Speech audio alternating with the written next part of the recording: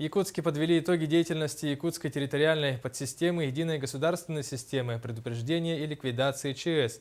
Как отметил вице-премьер республики Виктор Амуков, в целом в уходящем году территориальная подсистема и гражданская оборона республики с возложенными задачами справилась. Цифры и факты собрал Виталий Абрамов.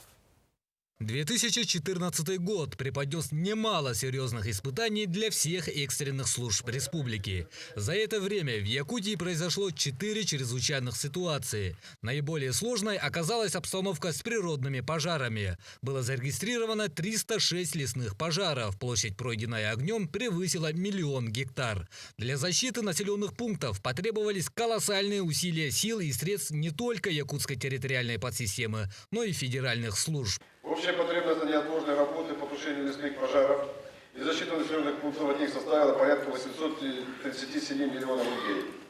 Задействованы более 13 300 человек, 33 единицы воздушных судов, 827 единиц техники. Большое внимание уделили прохождению весеннего паводка, но благодаря своевременному проведению превентивных работ удалось не допустить подтопления населенных пункттов. Однако в результате последующего летнего половодья пострадали 9 населенных пунктов.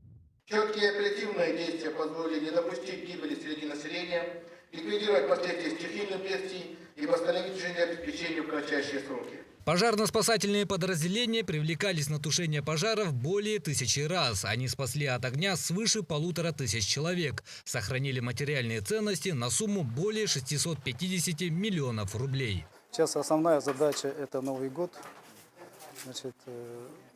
Будут проверяться на предмет соблюдения требований пожарной безопасности все места проведения новогодних елок. Несмотря на все удары стихии, республиканские экстренные службы становились лучшими в регионе. И в этом году это вполне реально. Я думаю, что якутская территориальная подсистема РСЧС займет достойное место среди субъектов федерации по решению задач, по недопущению нарушения, прежде всего, жизнедеятельности населения. Основными задачами на следующий год станут обеспечение безопасности во время паводков и лесопожарного сезона, наращивание сил и завершение развертывания добровольных пожарных формирований, внедрение единой системы оповещения АЧС и единого номера спасения 112. Виталий Абрамов, Гаврил Дьячков, НВК Саха, Якутск.